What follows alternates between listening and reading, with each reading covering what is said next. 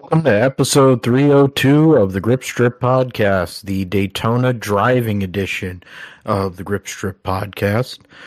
My name is Philip Matthew. I'm your host. Almost forgetting my own name. That's convenient.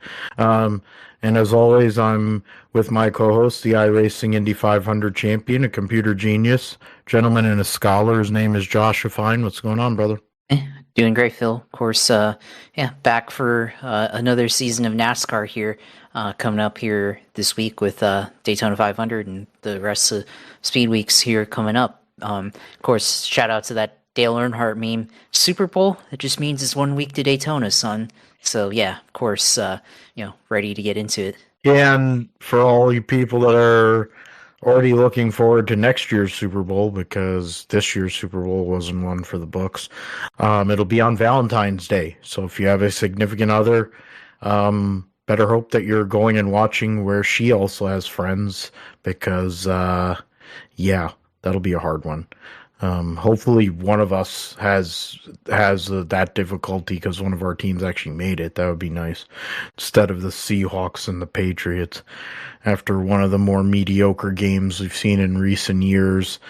We'll talk about that. We'll talk about Kenneth Walker winning MVP, the Seattle defense dominating, absolutely demolishing the left side of the Patriots line. And Drake May just was not himself. He got the nickname The Schedule during the year, where he fell a vote short of the MVP. And last night's performance makes you, and the way they played in the playoffs on offense makes you think that it definitely was that way. But we'll see what happens. We'll talk about the game and Bad Bunny's halftime performance. Great initial pre-game music lead-ins were also very good. I didn't see any of the pre-game stuff where Kyle Shanahan was on the desk or whatever, but I like his thinking. He said, my dad lost 3 Super Bowls. He got to 6 and he lost his first 3 and then he won his last 3. So I've already I've already lost the first 3, so now I'm rolling here or something, whatever the hell he said. But I hope that's the case. It'd be better than the Rams or the freaking Seahawks, I'll tell you that.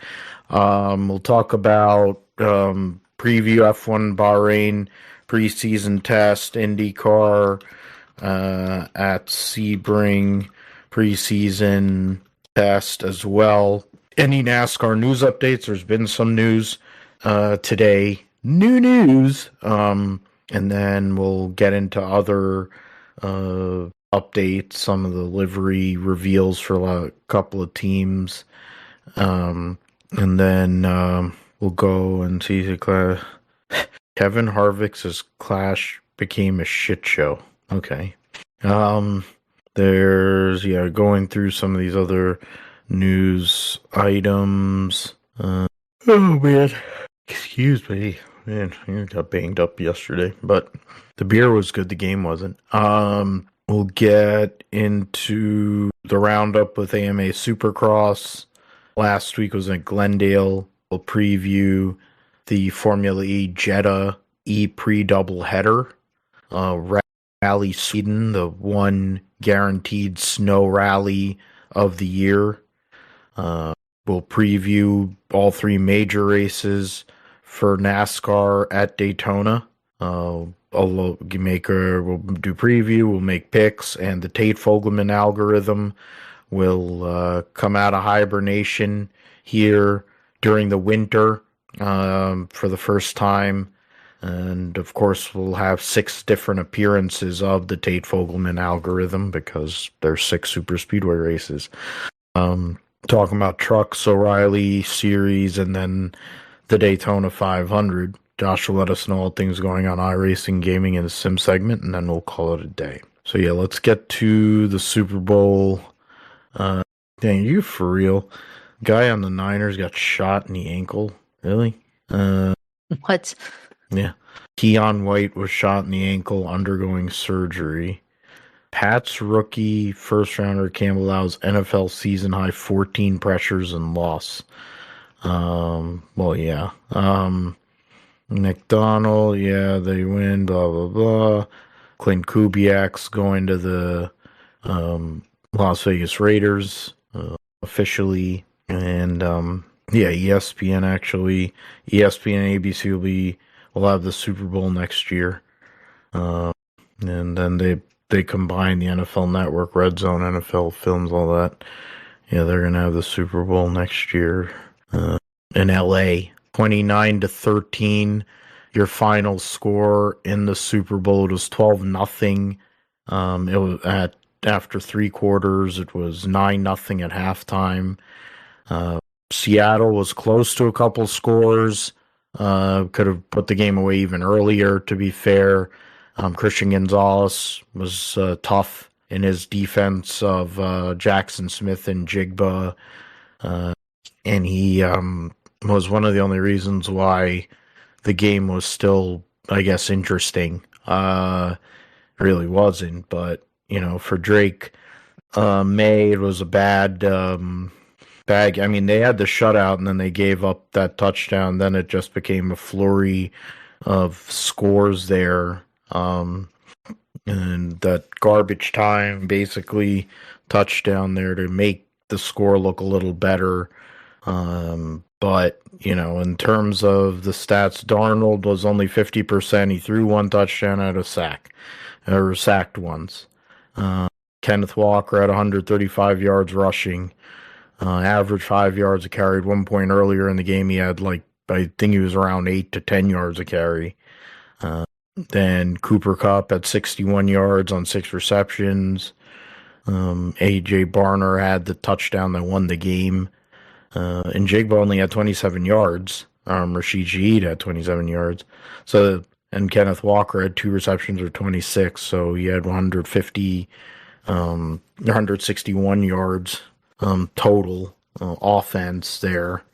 And the Patriots had no answer for him. Seattle defense 2 interceptions. Jones on their defense had 10 tackles, 1 for loss. Job had 6 tackles, 1 for loss. Witherspoon 4 tackles, a sack, pass deflection, and 3 pressures. So I mean, Jason Myers had 17 points of the Seattle's 29 there, and in that game with a long of 41. Michael Dixon averaged 47.8 yards a punt on 7 punts, and 3 of them were inside the 20. So I mean, it was a comprehensive beatdown, really. May in the end made his stats look a little better. He was not doing very well. Got 295 on 27 out of 43, 62.8%, 2 touchdowns, 2 interceptions, 6 sacks.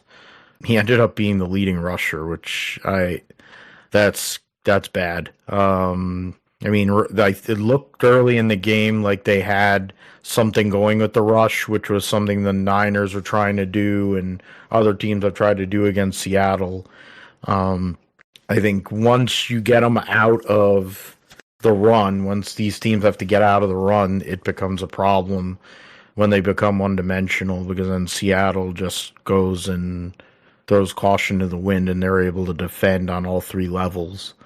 Hollins had 1 touchdown, 78 yards and a touchdown and 8 targets. Ramondre Stevenson had a touchdown with 40 yards on 5 targets. And then Jake May had 3 turnovers total with 2 interceptions and then a fumble lost. Woodson, 10 total tackles, 7 solo. Jones, 7 tackles. Woodson had 3 tackles for loss, 2 pass deflections. So, I mean, in terms of the defensive guys, they showed Christian Gonzalez had 4 tackles, 3 pass deflections. And, I mean, it really wasn't the defense. That was the issue there. I mean, in the end, it became too much. They weren't able to hold up there, but it was originally had said 27-14, and I was close. But man, I mean, I think the way this has been going on, probably going back to when Seattle won that game and made that comeback on the Thursday night against the Rams. They basically, on that night, set the tone and table for what took place last night. Because everything that's happened ever since then, they've had some close calls. Like they had a close call at home against Carolina, even though Carolina wasn't really that good. There's other games. Darnold didn't really do a lot, and it almost seemed like the more they got away from having Darnold do lots of stuff and trying to force the ball to JSN, the more the game became kind of controlled and they became more dominant. But in the end, Sam Darnold is a Super Bowl champion. First one of the guys from the 2018 draft to make the Super Bowl, and he's got a ring. Going to Disney World with Kenneth Walker. I mean, what are your thoughts, Josh, on the game, the performance at Seattle? Basically, since that Rams game, which basically was the first step towards them getting the number one seed in the NFC, destroying the Niners twice in 3 weeks, then beating the Rams again, essentially has put them in a position where now they're going to be the hunted. Going into next year, they'll need a new offensive coordinator, but Mike McDonald, in his second year as a head coach, is now a Super Bowl champion. And Seattle avenges a loss of 12 years ago to the Patriots as well. Yeah, I mean, the story of the game was defense. I mean, kind of exactly how I thought it would go. I mean, instead, I thought the defensive line of the Seahawks would crush the Patriots, and that's exactly what took place there. You saw all the defensive linemen get pressure, especially on the left side. Will Campbell gave up a lot of pressure throughout the game, and really allowed Drake May, or didn't allow Drake May to get really comfortable. He was off his mark, off timing a bunch throughout the game. So he just didn't really get settled in to be able to do anything. There's a couple of drives, of course, looked like they had something late in the going, but it was too little, too late, and they just didn't make enough plays throughout the first 3 quarters of the game to really make an impact there. So for Seattle, I mean, story of this game. I mean, you look at compare this to like their previous Super Bowl win in 2013. Legion of Boom secondary, right? Stifling defense there. Well, the story of this one was really the defensive line and what they were able to to do throughout the season. And I mean, you go back to what they did against the Rams to come back and take that one, and then essentially just take the throne on the NFC side and crush the 49ers twice in the playoffs, and go throughout the entire regular season without too many problems there. I mean, Sam Darnold had he had some pretty good games, but then this one wasn't really that good for him.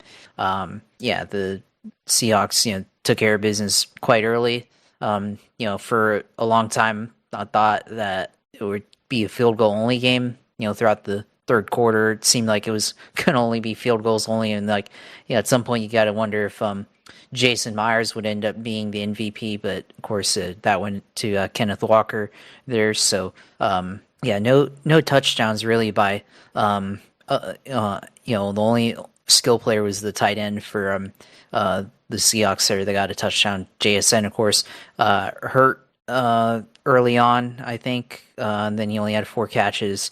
Cooper Kupp, had some receptions there, but no touchdowns there. So this game ended up being a Kenneth Walker game where he was just able to run through the Patriots defense there, through their defensive line. He had just a bunch of chunk runs that were able to put them in position to get all those field goals that they got. And then, of course, he had that one touchdown that got called back due to holding at the end there, which probably would have been icing on the cake there for him as a player in the Super Bowl. But yeah, for Seahawks, they just ended up being the most dominant team, especially on defense throughout the second half of the year. Patriots, of course, they just benefited. I think just benefited from having a good schedule that was easy for them, and then they were able to run up the score and have what looked like MVP performance from Drake May. Of course, one vote for being a tie for first place with Matthew Stafford for the MVP, of course. But then you look at the playoffs, how he played in the playoffs overall, really struggled throughout the playoffs. He went up against three really good defenses in the Chargers, the Texans, and the Broncos, and then the Seahawks, and just didn't play well despite having that regular season record. So yeah, I mean, I get that it was boring. I guess it wasn't that exciting to watch. It wasn't that great of a game, et cetera, et cetera. I mean, to me, it was like, if you can appreciate a good defensive battle, I mean, I think, this was definitely a game where, you saw two defenses going up against each other in kind of a chess match there.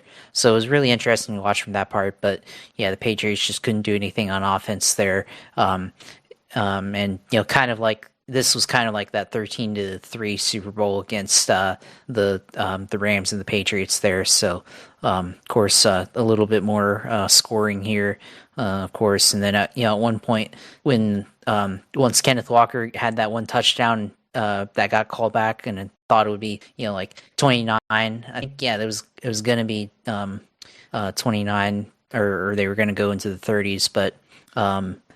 I thought the score would end up looking like that 43-8 score that the Seahawks put up against the Broncos in 2013. But yeah, this was definitely a fairly defensive game throughout, of course. So the Patriots also had a good defense and kind of kept them in the game, especially limiting the Seahawks to field goals there. But in the end, Drake May just wasn't able to come through with it on Sundays. So, yeah, I mean, Super Bowl's over. Football season's over now, of course. I can say, for me, I mean, it's a great season for Jacksonville and everything. And, for you guys on the other side at 49ers, I mean, you guys had a pretty good season as well. Lots to improve for both sides, of course, and everything. And, hopefully, I'll say this. Hopefully, one of us, at the end of next season, we have to take the day off to celebrate. So, hopefully that ends up being the case. For me, being in Florida, hopefully, take the day off and go to Disney World to see the parade. Hopefully. So, one can hope that happens in exactly a year from today. So, we'll see how it goes. But yeah, I mean, it hasn't been, the last couple of Super Bowls haven't been that exciting to watch, really blowout victories and stuff here, defensive games. But, it's just a cycle, I guess, that we're in with, the NFL kind of shifting back towards defense and rushing again after, years of having offensive output. But, we'll just have to see what happens next year, I guess. I have to take a day off, actually, because it'll be President's Day. Will actually be the Monday will be the day after. So we'll actually have that day off more than likely. Most cases. Unless certain geniuses start messing with that too. But in terms of, I mean, for both of our teams, we're there, we're in the mix, had a chance, played these teams at some point or had a chance to affect that competition for either of those teams to make it. So now we know what has to happen for them to end up in LA at SoFi Stadium next year in the Super Bowl for Super Bowl 61 next year. I mean, the halftime show, of course, it was like three couples. So we were invited to Amy's friend's house and went and hung out, watched the golf before and just hung out, and then watched the early pregame and then the game itself and the Bad Bunny deal was, I was talking about it, and 130 million people saw it, and had some cameos, had some famous people in the performance itself. Honestly, very well done, and very seemed like a movie, and it was really cool how that was. I think it was probably very aesthetically. It was a nice watch at the stadium, that performance, I would think, and it also came off well on TV. They did a good job with that. I think the broadcast was solid. Which, I mean, granted, it's NBC. They usually do pretty solid job. They're safe. There's less griping, I would say, than what you would get if you were at with Fox with Brady or CBS, because Tony Romo doesn't bother to prepare. Of course, Joe and Troy will have the game next year, and then who knows who else they're going to have involved. Probably have Chris Berman and other people, because it'll be ESPN's first ever Super Bowl. But we will see. Yeah, I mean, then Lewis was there with his new whore. I mean, Kim Kardashian. Which now His new high mileage girlfriend. Oh, oof. Oh man, you want to talk about? Can we get Adrian Newey to go and work on that, on certain aspects on that body, and see if he can go and improve aerodynamic efficiency and tighten some things? Because I mean, Ray J already did enough work on that a long time ago, and she's in, and then you add freaking Kanye, and before he went full on Antonio Brown. I mean, my God, I don't know what's worse, the fact that he drives a Ferrari or the fact that now he's with Kim Kardashian. It's like, why couldn't he have just went and married Nicole Scherzinger? At least she's a piece of ass, and she's still a piece of ass. Christ. Oh, man. All right. Yeah, so that's football. We'll get into, I guess, Combine is the next thing. All the coaches we know there's free agency will be out there as well. Yeah, that's for biggest beatdown season outside. Yeah, so Njoku, defensive, James Pierce, felony charges. That ain't good. Well, it ain't gonna be the Niners, because the Niners are gonna be playing the Rams in Australia. So next season, Seattle, the Bears. Yeah, Mitch. Yeah, it'd be good to have the Cowgirls. That'd be good to watch them lose. Jack,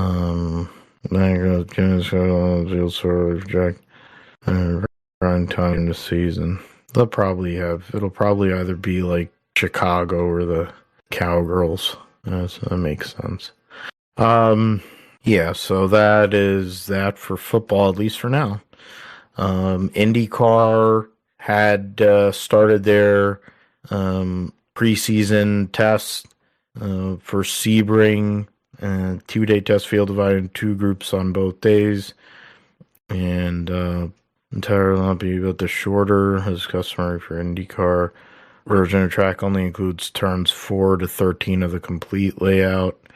It has a temporary divided pit lane. Fastest time of the day was set by four-time and reigning IndyCar champion Alex Palou. Second fastest, Felix Rosenquist. Rinus VeeKay at Junko Solinger. Joseph Newgarden. Marcus Armstrong was fastest in Group 2. Significantly warmer. Among the three rookies, Kyle Collette, Dennis Hauger, Mick Schumacher. Hauger was the fastest. This is not the main reason I'm doing this. Prepare for St. Pete. St. Pete is what we're all about. The short courses, a few corners comparable to those. That's a good place to work on exactly that. That's exactly what we're focusing on. For us, it's simply a matter of ticking a few things off our checklist before the first race. Dale Coyne Racing using using Grosjean, who's probably gonna be the driver. I'm not tonight, but then I'll take the track. Problem is only two not present. Or the calendar short. So yeah, you had Palou, Rosenquist, VK, Newgard, and Armstrong. So two Meyer cars in the top five. Then Kirkwood, O'Ward, McLaughlin, Stingray, Robb. Wow. And Kiffin, Simpson rounding out your top 10. Erickson, Foster, Siegel, Dixon, Rahal. Then Ferrucci, Power, Hauger, Malukas, Kaio Collette, and then Lundgaard, Grosjean, and Mick Schumacher rounding out the drivers that did test today. Its first test, Palou being the fastest, not really that surprising. I think the surprise of this would probably be, I would say, the Juncos team, and Rinus VK leaving Coyne after he had a very good year, finished top 15 in points or whatever the heck. And we were like, why? I would say a lot of people, even me, I would say, like, why would you move to Juncos? And one, I was assuming because of the ovals, because they're good on ovals. But he's been in this kind of realm, Rinus VK, his whole career, in these kind of second tier teams or whatever. Obviously, you need to have teams on the grid, and he drove for Ed Carpenter for however many years, and then had the Dale Coyne deal come up last minute last year, and he was able to really benefit from it. And then now he's with the Juncos Hollinger, and they're a team, it looks like, that's on the upswing. And if he's able to perform, bring them help on road courses, which has been a struggle for them. I mean, they did all right with Callum Ilott when he was there. If they can make improvements on road courses, they have ovals. They have a good oval package, and they could be a top 10 contender, I think, points-wise by the end of the year, if they can maintain that. That's something we'd have to see. But, other than that, I think a lot of moving parts, a lot of teams, new teams trying to get not just momentum, but also kind of get familiarized. Being, 2 weeks, just over 2 weeks away from St. Pete Track 1. So, happening. So, trying to get all that stuff together as we go along. Formula One will be testing here later this week, and that'll be all the teams will be involved for 3 days of testing, or the first of 2 weeks of testing at Bahrain prior to the teams heading off to Australia and then China for the first two races of the 2026 Formula One season there. And of course, Cadillac debuted their new, their first ever paint scheme, monochrome look. I mean, if you've seen their uniforms and all the attire, they look like Mercedes Light, and essentially their paint scheme is Mercedes Light, with the TWG and all that other stuff. And so there's that aspect of it. McLaren's livery is very similar to what they had last year, with more of a MasterCard, of course, being their presenting title sponsor, taking a more prominent role, along with certain other things there. Then interesting look there for the Aston Martin. I hadn't seen that angle from before. Deference of Honda result, commander, and blah. Okay, yeah, so see, I like the fact that at least the wheels are exposed now compared to what they had been before. So now they're taking some, but then all these teams are figuring out different ways to go and make some adjustments with the wheel, I guess, covers or something. They do have the British Racing Green, but there's a lot of, like, it looks like a lot more black, with the Aramco and other sponsorship there, but clean. Coinbase, who might have probably had the best commercial yesterday, arguably. Then, I mean, clean looking car, not bad, pretty bland. But that's most of these F1 schemes seemingly were kind of meh, this year, so far. Maybe you'll see how they look on the racetrack, but, I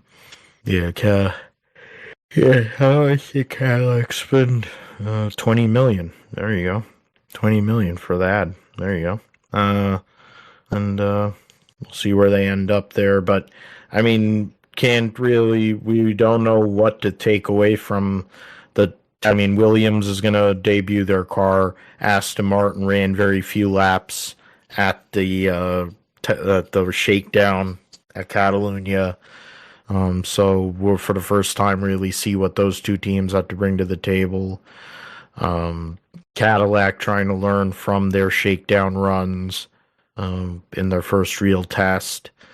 Then to see what the likes of Mercedes, McLaren, Red Bull, and Ferrari, what they're going to do, theoretically being those top four teams. But then this is an opportunity and a new reset with the rules, power units and aero and the like, to see how they work, the new active aero, how all those things will go in a full test, who can make the most laps, who actually shows pace, things that we'll have to see. So I guess we'll tell you what happened in the test next week, and then kind of see what to expect for the second test, because they'll be flying in more parts and things to work on the car, make any improvements to the cars.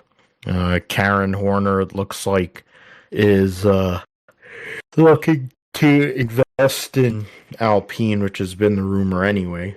Renault slammed for lies and betrayal. Well, they're run by Flavio Briatore, the Alpine team, so what do you expect? Okay, yeah. So I think that's that for those two. Did you have anything, Josh, in regards to either the Indy cars or F1? Not really. Obviously Cadillac revealed their livery last night during the Super Bowl, which, yeah, kind of a interesting design there. Going with the two-tone look there. I guess their presenting sponsor is just CWG. I thought Tommy Hilfiger was their sponsor, but I guess still, it's a pretty interesting look and definitely a bold design compared to what the other, I guess, liveries out there currently look like with the two-tone thing, which, very asymmetrical, I guess, but should be a good look on the track, I guess. The partner's going to be, yeah, CWG is the team's owner, and the IFS logo refers to a Swedish software company. Barge boards feature Jim Beam and Claro, and longtime backer Sergio Perez. Telcel, Tommy Hilfiger's on this nose cone. Represent Super Bowl Perez out there about us. My 16 Grand Prix since high season. Yeah, so it's clean. It definitely is. But yeah, definitely the clothing provider. Yeah, it's those rims. Every team is taking a different approach with those, like, wheel. I don't know. I guess those inserts, I guess they have there on the rim, but we'll see what happens with that. All right, so NASCAR news. Brad Keselowski has been cleared and will be qualifying here on Wednesday night for the Daytona 500 to try and win an elusive Daytona 500 for him. I'm gonna look at So that's trying to check out the weather to see. Yeah, of course, there's rain on Sunday. It looks like everything is pretty good for most of the week. Going through until Sunday. Sunday's the one. There's going to be rain, it looks like, for a good amount of the day. Yeah, if that's the case, there's going to be a washout. The 500 is going to get washed out till Monday, it looks like. Again.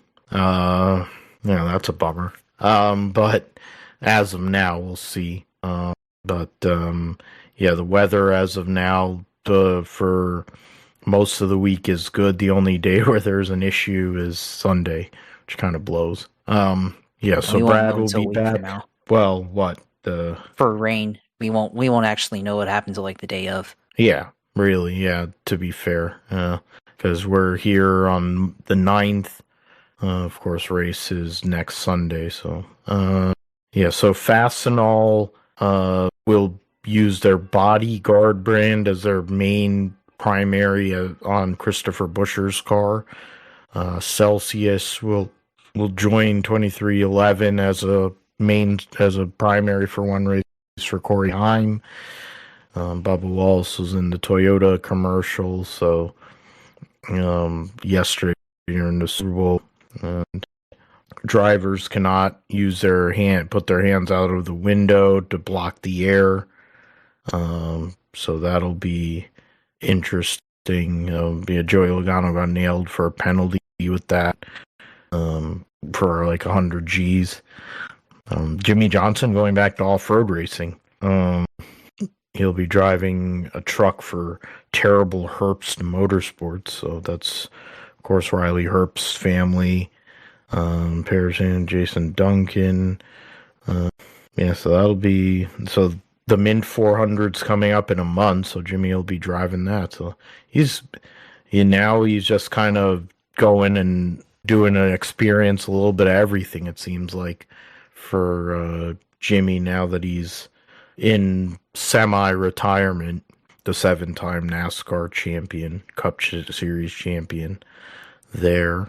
Talked about, Corey Heim will be running 12 races in the Cup Series this year. Sponsor Superfile will be on the car for Shane Van Gisbergen. Koof Fandy will be on Chris Bell's car. One race. Connor Zilic was named Richard Petty Driver of the Year by the NMPA. So that was after he won 10 races in the Xfinity Series last year. In the O'Reilly Auto Parts Series, Nick Sanchez will be the full-time driver of the 25 for AM Racing in the O'Reilly Auto Parts Series. They're back now running. They'll be running that team, and so he'll be their driver trying to compete for a championship. We'll see what Ford's support will be. So now Ford actually seems like they actually have some cars, so somewhat promising. And Daniel Dye, of course, who's driving for Colleague and Ram full-time in the Truck Series, will run a part-time schedule for AM Racing and Ford. Let's see. Take 5 Oil Change sponsoring the O'Reilly Series race at Indianapolis Motor Speedway. Liberty Brew Coffee sponsoring Alex LeBay at Watkins Glen. Pella Windows and Doors of Georgia sponsoring Ryan Ellis at Atlanta. Jordan Anderson Racing will... don't know who... John, back. Technical alliance with RCR. Mark Setzer transitions to crew chief of number 32. Cody McKenzie, crew chief for Blaine Perkins. J.C. Umscheld, whoever he is. All right. Then, the triple... Gio Ruggiero run a couple races for in the 19 before Brent Cruz gets of age. The Dash for Cash and Triple Truck Challenge. O'Reilly Series, that Dash for Cash qualifiers Rockingham, then they race at Bristol, Kansas, Talladega, and Texas. The Triple Truck Challenge will be Darlington, Rockingham, and Bristol. Then, yeah, so that is that one. Then in the Truck Series, I think, yeah, Kyle Busch is going to run 8 races this year, driving for Spire. What was Kyle Busch Motorsports, essentially Spire bought with HendrickCars.com, so bringing it full circle for Kyle Busch there. Tanner Gray will have Black's tire on their truck for 5 races. I'm trying to span multiple season. Yeah. Ricky Benton team has supported us. Yeah, okay. There. And Front Row Motorsports in partnership with Florida Fish and Wildlife Commission. Not bad looking. Halmar Friesen will have Dustin Dunn chiefing Dubal's truck, and then Jimmy Villeneuve will move over to the 62, which will be a full-time truck this year with a bunch of different drivers. And what is it? You have the likes of Jackson. You have Jackson Lee. It's going to be in a Team Rayum truck at St. Petersburg. Minnie Tyrell winning the race for the seat, and the driver that he beat in points I'm forgetting the name offhand now. He had a point, he had a lead going into that final race, but then had a bad heat race and then ended up losing out on the seat, but then won the money race, won $50K, and then also won a seat at Martinsville in the 25 truck. So not a full-on loss there. The other news, I think, is that is going Cletus McFarland is gonna run the Truck Series race at Daytona.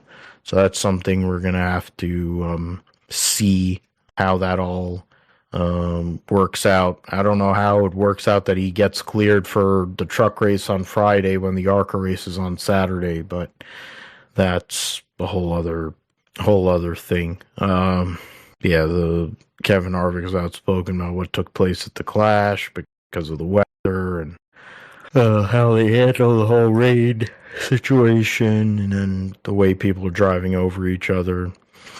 Dorian Pan is in the European Le Mans Series with the Duquesne team, LMP2 Pro-Am, along with development driver for Mercedes Formula One. So that's a good deal for the 2025 F1 Academy champion.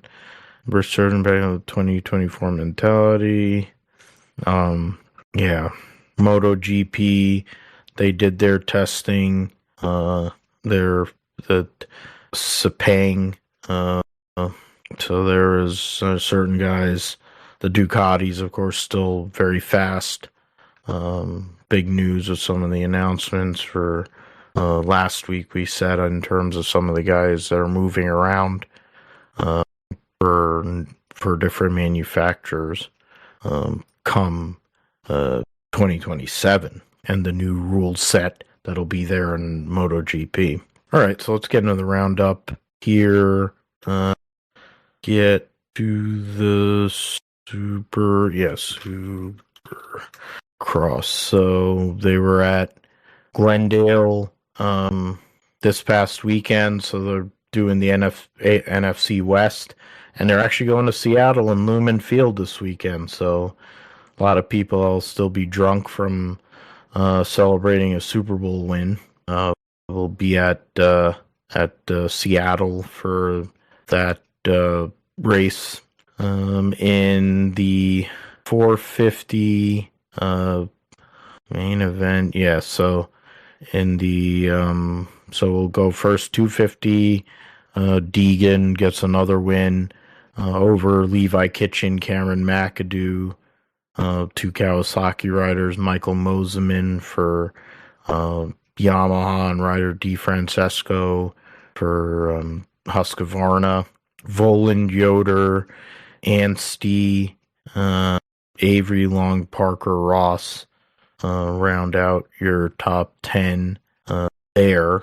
And then in the 450 main event, Ken Roczen gets the victory over Hunter Lawrence, Cooper Webb, Justin Cooper, and Jorge Prado round out your top 5. Eli Tomac ends up 12th in the main, behind his two teammates and privateer KTM rider Justin Hill. Savachi, Chase Sexton, Aaron Plessinger, Dylan Francis, Jason Anderson, then Eli Tomac. So Malcolm Stewart still dealing with injuries. So that's something going on there. In terms of the 250 West, Hayden Deegan has won 4 races in a row after finishing 4th in the first race, and currently has a 27-point lead on Michael Moseman. If Hayden wasn't in this deal, it would actually be somewhat compelling. Moseman 2 points out of DeFrancesco. Anstey is in 4th, 3 points back of Moseman.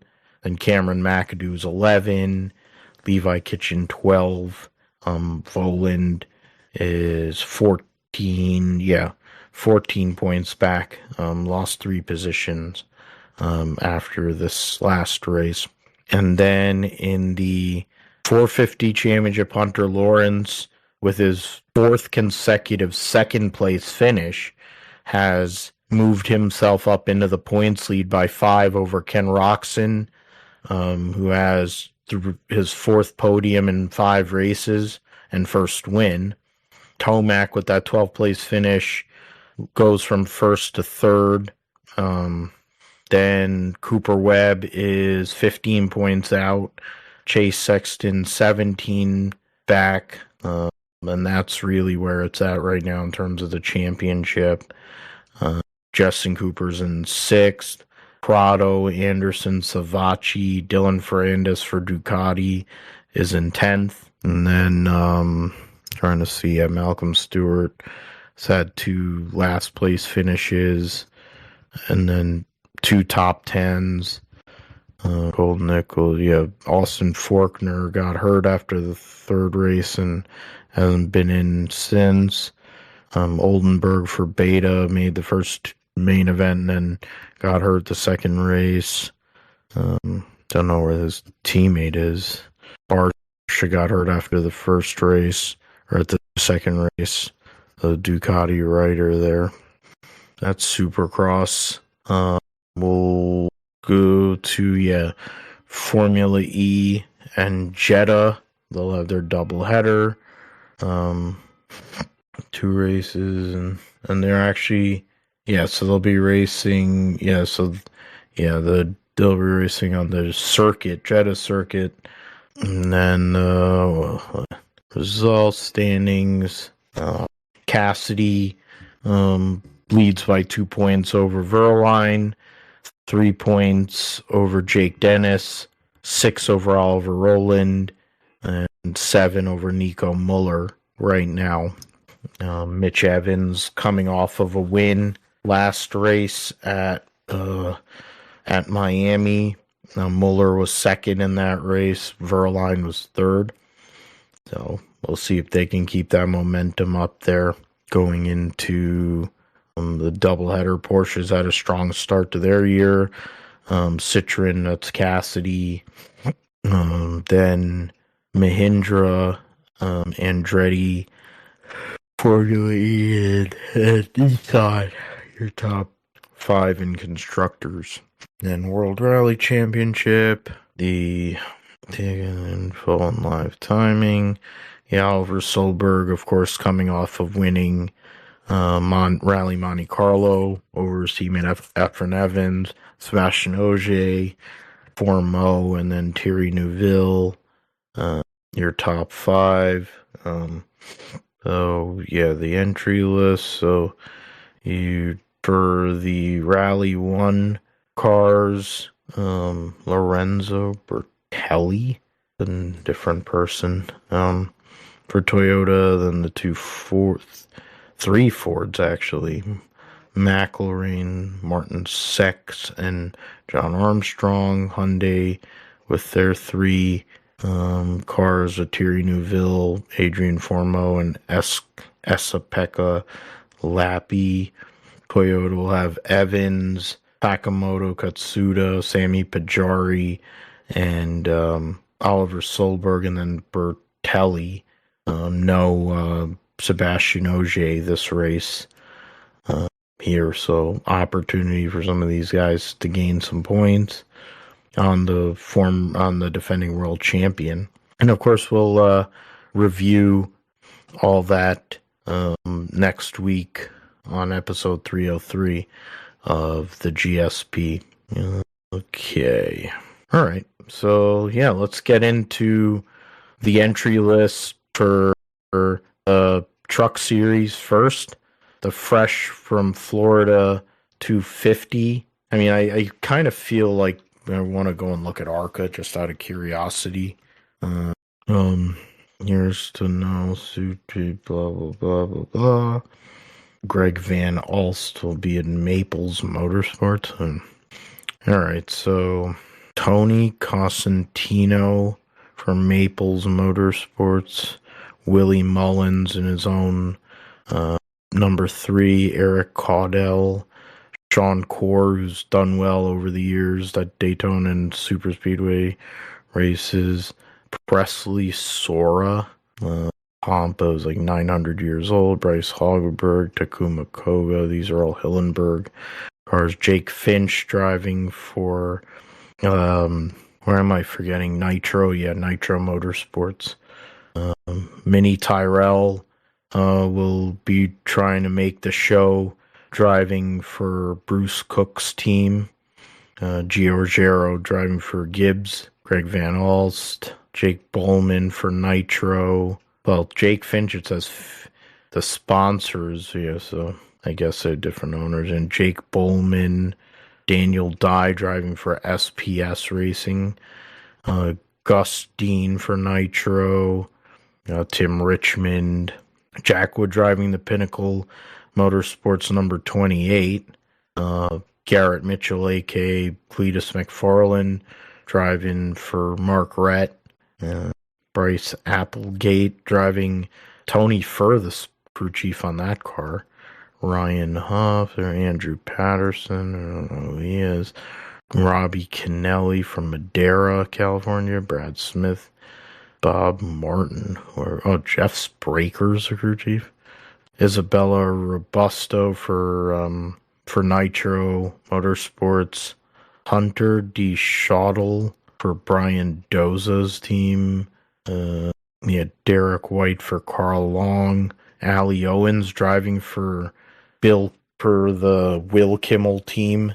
Allie Owens returning back to driving after some time off, of course, to be a mother and raise her kids and all that. So Thomas Annunziata from Colts Neck, New Jersey, one of the Nitro Motorsports drivers. Andy J. Brian Doza. Greg Zipadelli's a crew chief still? He's working with Cole Raz. Wow. Then you have Taylor Reimer driving for not sure who. Logan Mizuraka. I just would call him Logan Miskura, but that's not her name. Driving for Alex Club's team. AJ Moyer, Bobby Dale Earnhardt, Wesley Slimp, another Nitro Motorsports Toyota. Ryan Vargas will be racing for Maples Motorsports.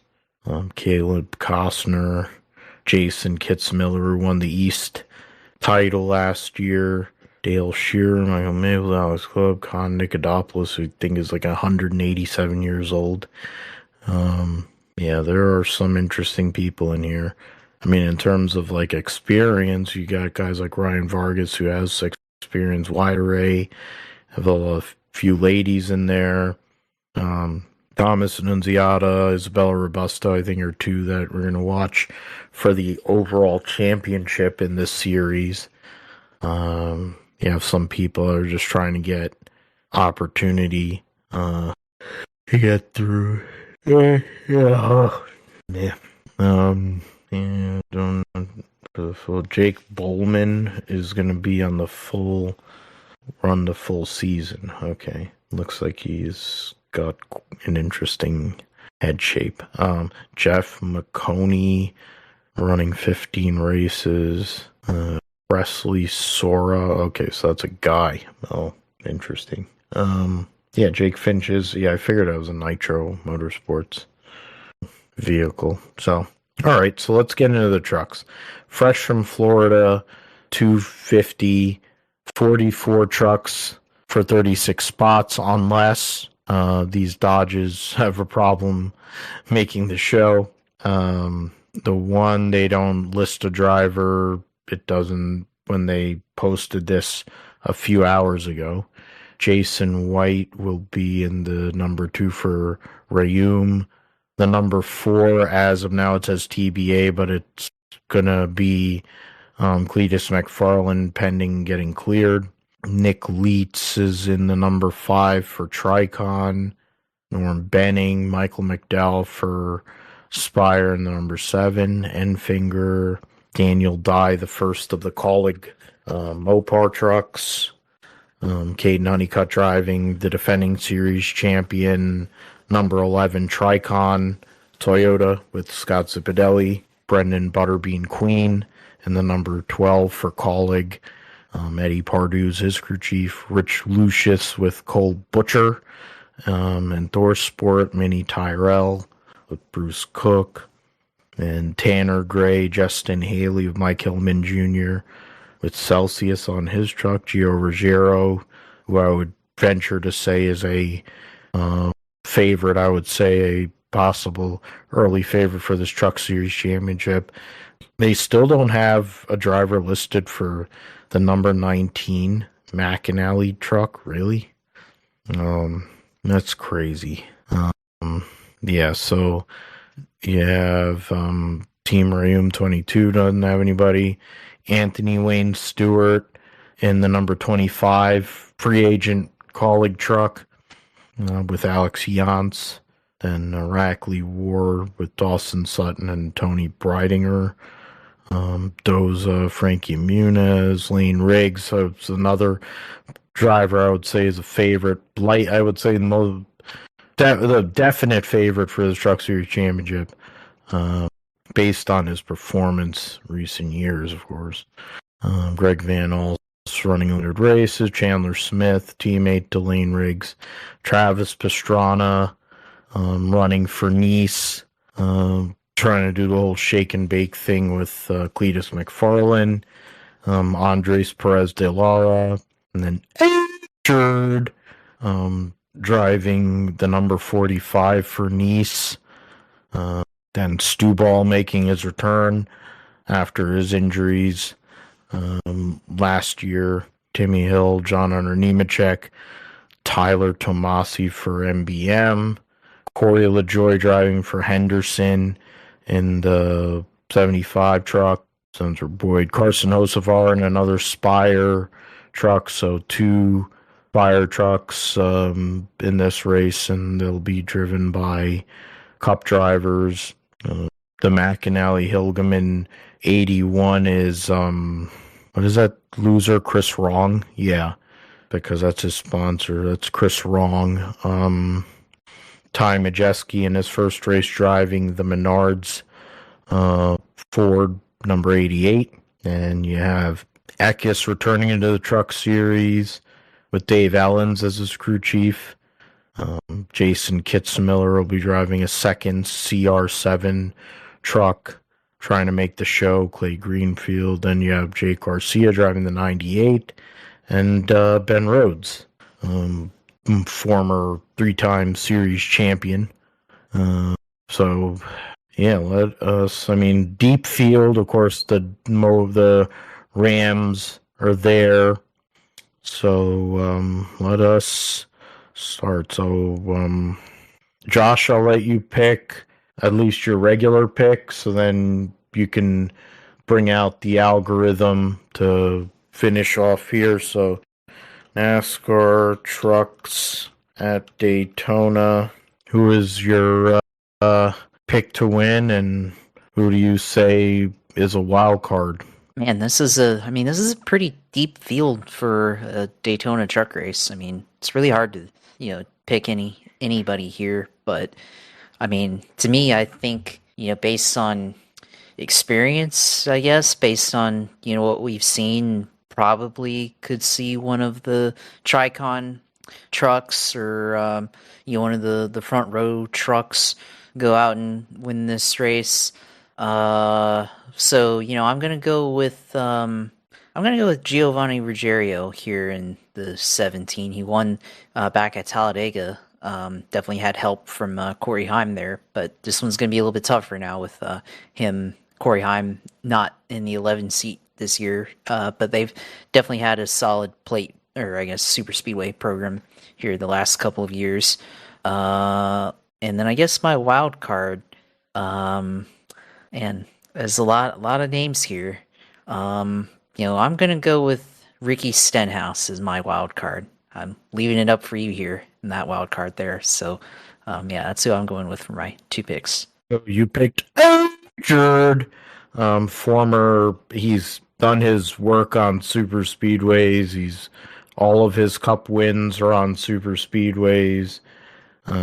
He's won in Xfinity competition, I think, at least once on a super speedway. So that would be, I guess it would be, but it isn't because of his experience.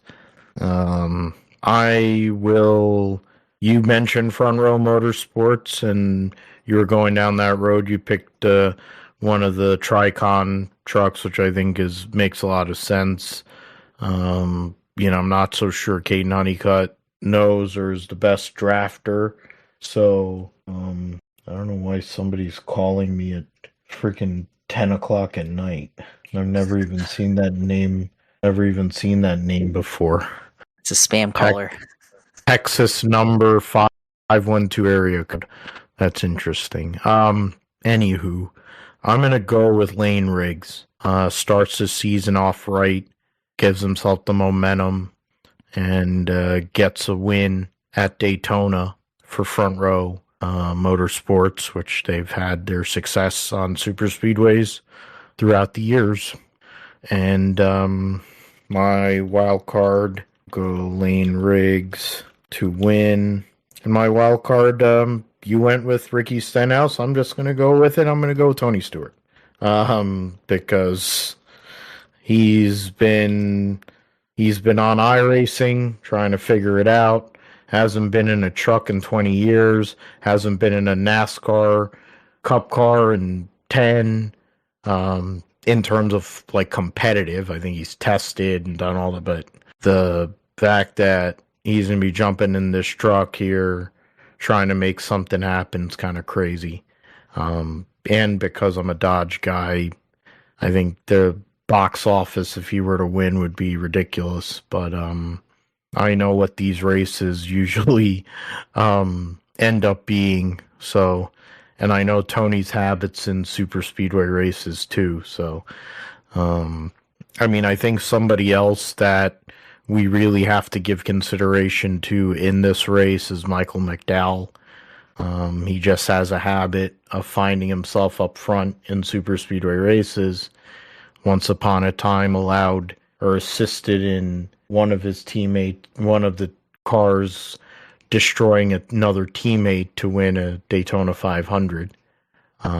So, in that sense alone, he has that ability to do that. Of course, he jumped the start at the Clash in the last chance qualifier and cost himself a chance to advance.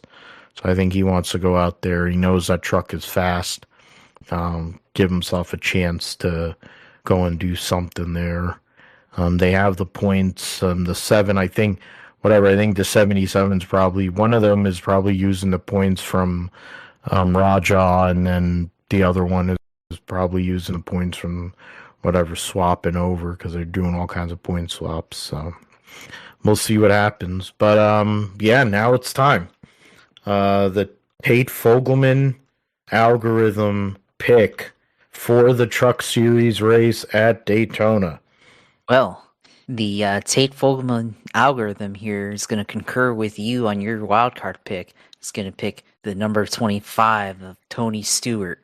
So it's pretty big. We'll see. We'll see if that plays out. I'll tell you what, they're going to be selling a lot of diecasts if that happens. They're going to be selling a hell of a lot of merch and that Tim Colonna, whatever, Colcinsis or whatever the fuck his name is, that runs SRT, Ram, that whole thing. Guy's probably going to have like a hard episode or something if Tony Stewart somehow or another wins that race. The same way as freaking Chris Rice gets a hard on every time he yells Minnie Tyrell's name. He probably yells Minnie Tyrell when he's having sex with his wife. The way he was carrying on, my God! If you watch that show, he has this same way as RNJ does a thing with the little kids and all that. The way is how Chris Rice has a thing with like very little men, like just like short guys. He has a thing with AJ Allmendinger. He brought back Justin Haley. They're short guys. Now he's got Minnie Tyrell, and he had this like disturbing obsession with Minnie Tyrell. It's creepy, honestly. And especially, I mean, I guess it might have been creepier when he was like 350 pounds, and then he had the obsession with the little guys. Now that he's probably on Ozempic or whatever the hell he's on, probably a Mounjaro or whatever, but he definitely, it's still kind of creepy that Chris Rice has a thing with all these little guys, and he employs a bunch of little guys on his team. But, well, I'll digress. We'll go to the O'Reilly Auto Parts Series, the United Rentals 300, NASCAR O'Reilly Series at Daytona. Of course, this race, I think the truck race is much harder to pick because you got so many new drivers, and like you have different new manufacturer, you have drivers who are swapping like numbers and sponsors and the like. In the Xfinity series, they're definitely, you've lost Connor Zilic from the series, so the dominant presence last year, been some movement within the field. But I mean, two drivers that have, one team that hasn't changed is RCR. They are going to be the same group, same crew chief combinations and everything, all that. They have the best super speedway program by far. So that's something that hasn't changed, something that we're going to have to, that everyone's going to have to fade, really, there. And I'm just going to pick Jesse Love. He won there last year. He won the first race. He won the last race. He's an Xfinity, or he was Xfinity last year, O'Reilly Series champion now. He's going to start this year with another win. I mean, I'm just going to do that here, and then I'll leave it open for. I mean, Daytona 500. We have to get in a little more detail here. So, so Jesse Love to win. And my wild card selection. My wild card selection is going to be, I'm going to go with, I was thinking that they're showing the Sieg team with Fords, but they're actually running Chevrolets, aren't they? That's interesting. That's some graph. And they literally just put this out today. So how that happened is, I don't know how that happened. The 5 is a Ford, so that's incorrect. Good Lord. Who the hell puts out these entry lists and they don't even copy edit? Like, that is so lame. I am going to why and then why wouldn't the sponsor be in between and then you put the organization? Yeah, it's so white, it's so trash. Yeah, my wild card selection for this race is going to be Anthony Alfredo. We seem to have a habit of always picking Anthony Alfredo, one of us, in a lot of these races, so why not keep the trend going? The new two-car effort at Viking Motorsports. They'll also have Parker Retzloff driving the 99, which was a car from last year. Now they've added Alfredo with the number 96. Certain people to watch. You got, of course, the Haas factory team as Chevy's and Hendrick connection, probably JRM connection, the whole like there. Carson Kvapil driving the 1 this week. He'll be going between the 1 and the 88 during this season. Ryan Ellis driving for Young's. Baccarella driving for his own Alpha Prime. Luke Fenhouse driving for Hettinger Racing and Ford. The number 5 with Joe Williams crew chiefing. Josh Bilicki SS Greenlight.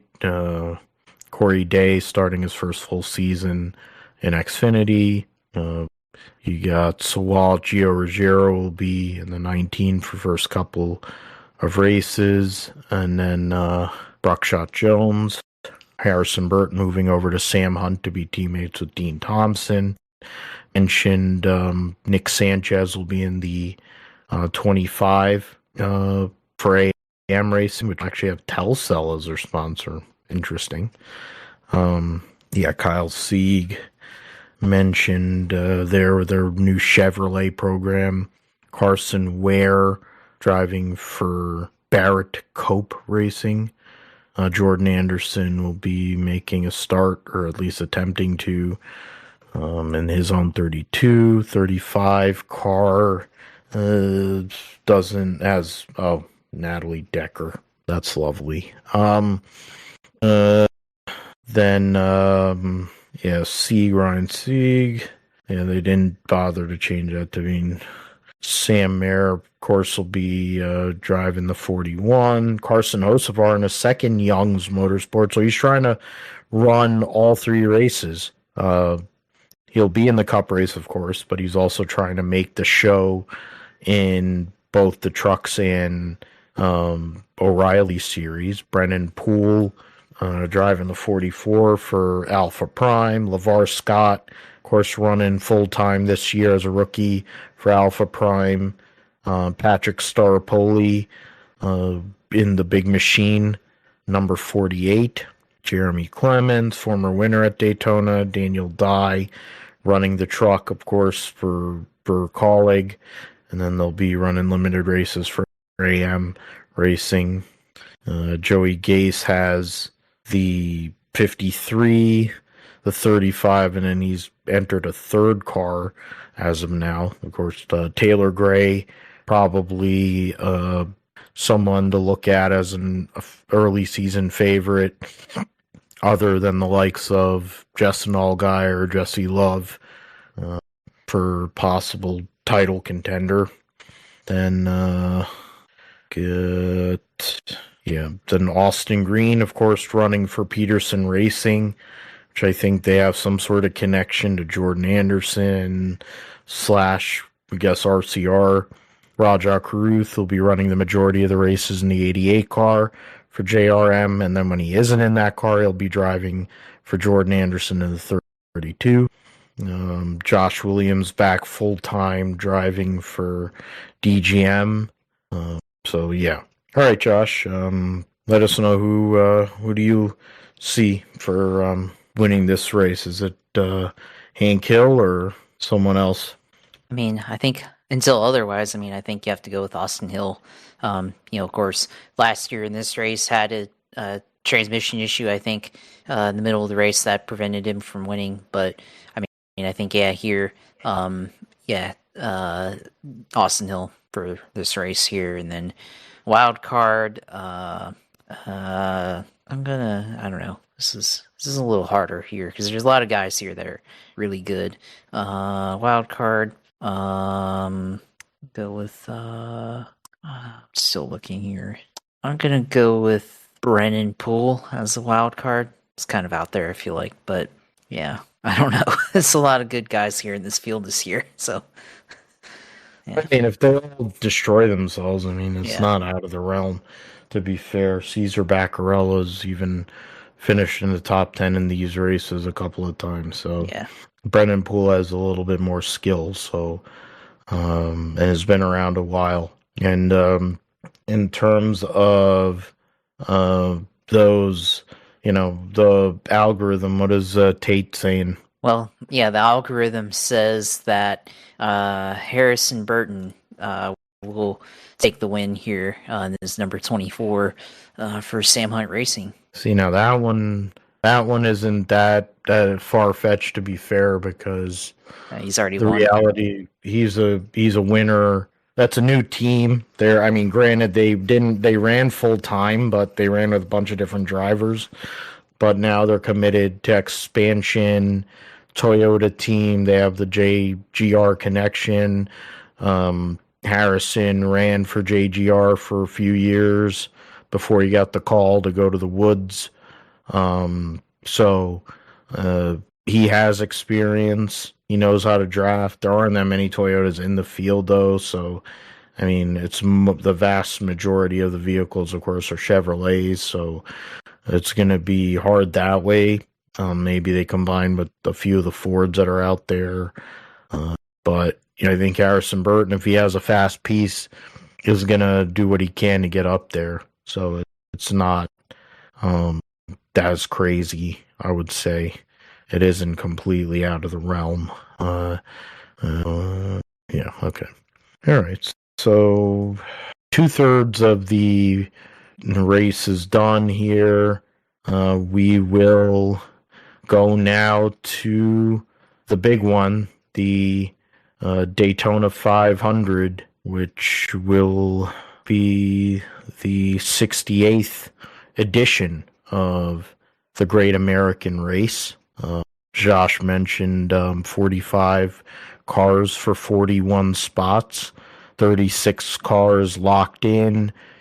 Jimmy Johnson taking the open exemption provisional, so guaranteeing himself a spot in the show as well. So that will go through lineup, of course, Ross Chastain with new crew chief Brandon McSwain, Busch Light Chevy, Austin Cindric, former winner of this race in a Discount Tire Ford, Bald Spot Dillon, former winner of this race, Bass Pro Shops in Winchester, Richard Boswell, his crew chief, Noah Gagson with Grand Hutchins as his crew chief this year, with Rush Truck Centers, defending series champion Kyle Larson, the usual HendrickCars.com, Brad Keselowski making his return, Jeremy Bullins on the box with the Castrol Ford, Nacho Libre with Ryan Sparks as his crew chief, Freeway Insurance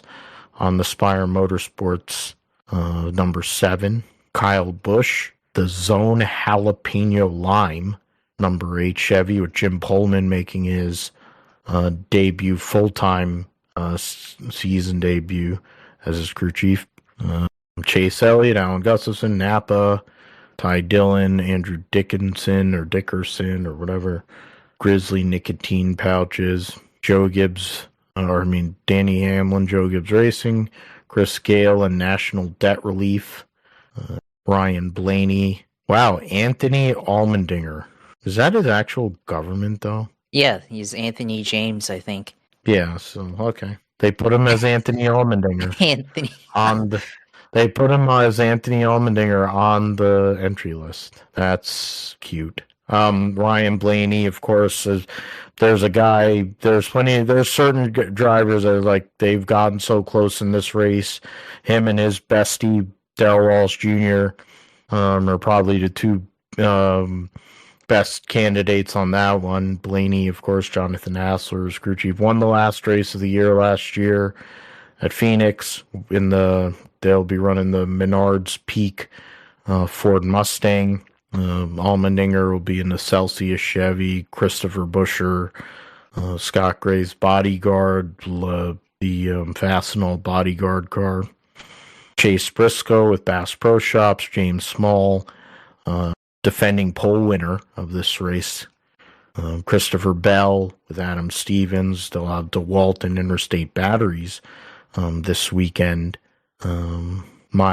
Josh Berry, Miles Stanley, Motorcraft Quick Lane, the Wood Brothers, Ball, Joey Logano, Paul Wolf, and Shell Pennzoil, former winner of this race. Darrell Walsh Jr., as I mentioned, has finished second in this race twice. Charles DeNike and Xfinity on the car. They got close. They had a great year last year until the playoff. Two-time defending race winner William Byron with Rudy Fugle and Raptor on the car. Then Todd Gilliland and Loves Travel Stops. Chris Lawson in the pit box there. Riley Herbst, Davin Restivo, and Blind Lemon. What the hell? Chandler Smith is the first of the open cars. Of course, the Truck Series driver for Front Row, trying to make the show. Seth Barber will be his crew chief there. Quick Tie, Matthias Lumber, Zane Smith, Ryan Bergenti, Speedy Cash, number 38. Justin Allgaier with Greg Ives as his crew chief, and then Traveler Whiskey for Junior Motorsports. Went and spent some money on some 164 diecast. They even have a throwback to the 1979 or late 1970s cars as a diecast there too. Cole Custer, Haas Factory, they're with Chevrolet again. John Hunter, Nemechek with Travis Mack and Dollar Tree. Justin Alexander comes back to crew chief again. Now he's with Legacy with Eric Jones, Advent Health. JJ Ailey will be in the NY Racing 44. Tyler Reddick with the Chumba Casino, number 45 with Billy Scott. Richard in the Hayek 47, former winner of the Daytona 500. Mike Kelly is his crew chief, and Chef Boyardee as a sponsor. Alex Bowman, Blake Harris, Ally, Cody Ware. They're running a Chevy this year. Jacob Construction, Keebler Gibbs, Tyler Allen, Monster Energy, Joe Gibbs, number 54. Ryan Preece coming off of his win at the Clash last week. Derek Finley, and RFK Racing. The Kroger Viva Tals, number 60 Ford. Anthony Alfredo picked him as a wild card for the Xfinity, trying to make the show for Beard Motorsports in the number 62 in an open car. Casey Mears driving for Carl Long, Garage 66. Corey Heim, first of 12 starts, at least trying to get his first of 12 starts in the number 67 with Booty Barker as his crew chief. Then Michael McDowell, Travis Peterson, Moto Casino in the number 71. Then Carson Hocevar, Luke Lambert, and the Spectrum in the 77. BJ McLeod driving his Live Fast Motorsports, number 78. Open car as well, so they're missing that graphic. Or no, the ones with the eye are the ones that are not declaring for cup points. Okay. BJ McLeod. So did I miss anybody up there? No, so that was, the first open car is Chandler Smith. So then Jimmy Johnson open car, has Chad Johnston and Carvana on his Legacy Motor Club 84, but he's got the open exemption provisional, so he's in the show. Connor Zilich in his first Daytona 500. Randall Burnett moving over from RCR on the Red Bull Chevy. Shane Van Gisbergen, Steven Doran, the Superfile Chevy number 97. And then the last open car is Corey LaJoie driving for RFK Racing and Trimble. Mike Skarbowski, the crew chief there. So yeah, that's cars and the entry list for this, the Daytona 500. I said, or I was asking, like, who qualifies on speed and who advances. I mean, I think a more interesting thing, I don't know if you can do that with the algorithm, if it can pick the front row. That would be interesting, but and I'll go for, you can go first, Josh, and make your regular picks in terms of who you say. I mean, there's multi-layers here. There's the layer of who's going to win the pole or be on the front row. Then there's the who's going to win in the wild card. And then the third piece is the open cars, who makes it in on speed and who goes home. Yeah, I mean, yeah, we'll start off, I guess, with qualifying here. In terms of speed, I mean, I think, it's hard to go against Joe Gibbs Racing and what they did on super speedways last year. So I'm gonna pick Chase Briscoe to win the pole again here, like he did last year on all super speedways. So yeah, Chase Briscoe wins the pole. Front row, I guess, second place. I guess Joey Logano, second place there. And then I guess as far as go or go home cars, I have to pull that up. Let's see. Open cars, 36, 40, 44, 62, 66, 67, 78, the 84. Man, this is tough. 41. So 40. So 4 cars are going to miss the field here. I think the 66, I think Casey Mears does make it in. I think the 44 fails to qualify. I'm just going by process elimination here. 44, I don't know. I think BJ McLeod, I could see him not making the race here. And then the 36 of Chandler Smith. So I guess that means I think the Allgaier makes it in. I think Anthony Alfredo makes it in, Corey Heim, and Corey LaJoie. So yeah, go by that DNQ there. And then for the actual pick, I mean, I don't think we should pick the duels because I think it's a little too hard based on it's too hard because that you won't know who's in the duels until after qualifying. So on Wednesday. So I think for me, I'm gonna go with Brad Keselowski here. I think RFK. I think they've had a lot of good speed on super speedways.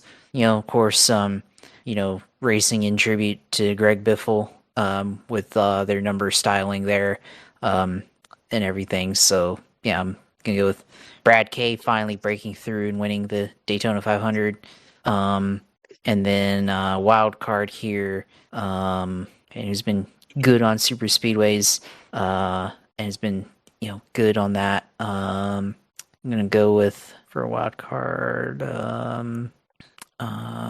Go with Michael McDowell. He's always been a good super speedway racer, so yeah, I'll go with him as wild card. Michael McDowell, wild card.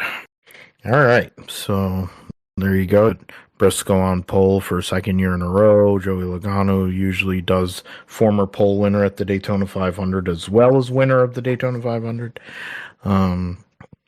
Brad, who to win it after breaking his leg during a ski outing with family, gets back in the car just like how he did when he did his ankle and Watkins Glen and then jumped in the car at Pocono a few days later and won that race. That would be something. Roush was never able to win the 500 with the 6 car. I mean, David Reagan had a chance to do it in 2011, but jumped that start. Mark Martin never was able to get that done. Kenseth was, and Biffle got close 1 year, and Edwards never he qualified on pole, but never really was a factor in that race when he was at Roush. And that's basically it's really what it is. And Newman, of course, had a chance, and then I think what was it? That was when he had the horrible crash at the end of the race when he got right reared by Brian Blaney coming to the line. And that would have been a second Daytona 500 win for Newman. So that's your picks there. So let us go. I'll go with it here. In terms of the poll, I mean, of course, I'd want to see Briscoe win it, and I have no problem with that pick. I'll let you go with that. I'll go usually what has been a pick in years past, because of just how good they have been or have been on these super speedway type races, the way that Hendrick Motorsports does things. I think I'm going to go and say that Alex Bowman puts it on pole, and then I'll go with Chase Briscoe on the outside pole. Then in terms of who makes the show, I think the only difference that I'm going to say is that I'm going to go with Chandler Smith making the show and Anthony Alfredo not. I think that's the one swap I'm going to make. So that'll mean that the 36, 40, 67, and 99 make it in, while the 44, 62, 66, and 78 DNQ. In terms of who times their way in, I would say that the 99, I feel like the 99 to 67 will time their way in, and then Allgaier will race his way in, along with Chandler Smith. That's my thought on it. And then in terms of the race itself, I am going to say, Ryan Blaney. His first full-time race as a dad. He's been close in this race a lot. His dad, once upon a time, during the Juan Pablo Montoya jet dryer deal, was leading the race, and they could have called it. It could have been one of the craziest things ever, but they insisted on not doing that. I think for Blaney, it would be huge. Keep the momentum going from the end of the year, if he can go out there to win this Daytona 500. And my wild card pick for this race is going to be wild card pick. Is it a wild card pick if they've won the race before? I mean, how long ago? I picked Michael McDowell as a wild card, and he won in 21. So I'm saying, I'm going Richard. Okay. I'm going Richard as my wild card because, this is what Hayek Motorsports, this format doesn't suit, the new old format doesn't suit winning one race and in, but if you can have a great start to the year, you never know what that may lead to in upcoming races. So I think that's what I'm going with. You need to be there at the end, and somehow or another, or Richard figures out a way to do so. So usually, so we'll see what happens. All right, here's the big one: the Tate Fogelman algorithm. What does he say? Who does he say will win the Daytona 500? Well, it says that he says that the 48, Alex Bowman, the showman, is going to win the Daytona 500. So yeah, that's pretty plausible, I feel like. Yeah, I mean, his teammates won the last 2 years. Larson has gotten better on super speedways. Elliott, family lineage aside, he's qualified on poles there, done all that. But Bowman's always been fast at Daytona. He just has a habit there. Would be a big one. Bowman, who every year people thinks he's going to get fired. So if he goes and wins the Daytona 500, I think that's job security. Yeah. If he can go, that's pretty good job security if he can make that happen. All right, so that is that. We're going to talk all about everything that happens in Daytona in next week's episode 303. Makes sense. It's Daytona, and then there's threes wild going there. Dale Earnhardt doing it for Dale. But yeah, we will look back and see how this all goes. Josh, let us know what's going on in the world of iRacing and for this coming week on the sim segment. Yeah, of course. Yeah, it's going to be Daytona 500 week on iRacing, of course. So I guess I'll actually do it.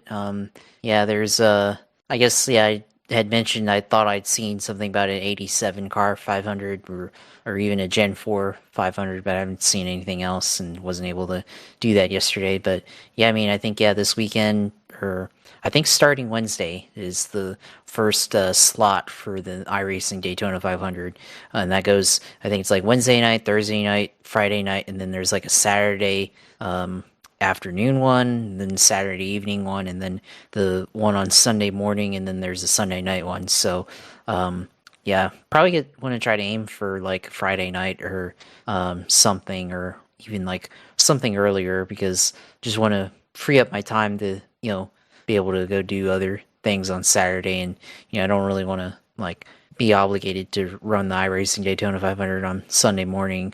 So we'll probably try to aim for like Friday night or whatever for this. So, which I think probably makes sense, but we'll see how it goes. But yeah, I mean, that'll be the aim there. Of course, mentioned last week, had said I was trying out some different settings and stuff for my setup, and didn't really work. So go back to what was working previously and everything. So should be good there. Yeah, I think it's going to be an interesting one, especially with the fuel strategy for this. See how the fuel saving works out. Of course, no stage racing and iRacing, so there won't be an emphasis per se, but it'll definitely be a factor and everything. And then just avoiding the wrecks and all that stuff, and make sure to be there at the end and all that stuff. So we'll see how it goes. But yeah, of course, be on the stream, of course, on Twitch and on uSailor2 on Twitch. Go on there and watch all the streams, of course. So yeah, it'll be up there, and then we'll see how we do. I mean, I think there's other iRacing, besides that. With I think, yeah, I mean, the Xfinity series is that. So yeah, I mean, it's not just the Cup Series, but of course, all the major NASCAR series is this week at Daytona for the next week. So yeah, it's gonna be interesting to watch that play out, and of course, lose safety rating, lose I rating, if you wreck out or gain significant amounts. So we'll see how it goes there, but regardless, always gonna be ready for it and all that stuff. So yeah, I mean, not really much else, because I think I'll probably focus on Daytona for this week on racing. But yeah, I mean, excited for Daytona to come back, and seeing that. I'm sure you saw that commercial on Twitter for NASCAR for this season. So yeah, hell yeah, brother, let's do it. So yeah, of course, the Twitch stream at uSailor2 on Twitch. You go in there, follow that. and then of course the Grip Strip Podcast YouTube page. Go in there, follow us on there, and then of course the photography page. You can go there, Josh Huffine Photography. Follow me on there, and then of course JP Huffine on Twitter. You can follow me on there as well. I'm definitely be popping off some takes there as the race plays out on Sunday. So yeah, looking forward to Daytona 500, and kind of an interesting year with see how the dynamic changes with this new new old chase format, and see how that plays out, and maybe finish will be a little bit more respectful than it has in maybe the last 5 or 6 years. So we'll see how it happens, but yeah, excited to see how it plays out. Absolutely, man, and definitely, whether it's the 87 car or whatever car, check out the streams for Josh in iRacing, and check us out here on the YouTube page as the Grip Strip Podcast YouTube page, GSP 1428 page for if you just strictly want audio. Josh handles the main YouTube, which has our video feed live of the recording that we do like this. You can find me also with PG Matthew 28 on Twitter, PGMGSP 28 Instagram, Blue Sky.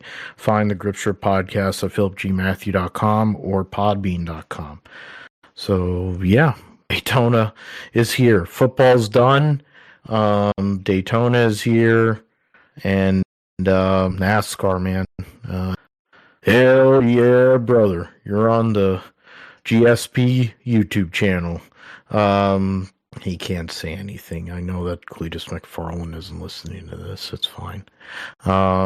He's worried about not destroying himself 10 laps into a race so he'll get approved.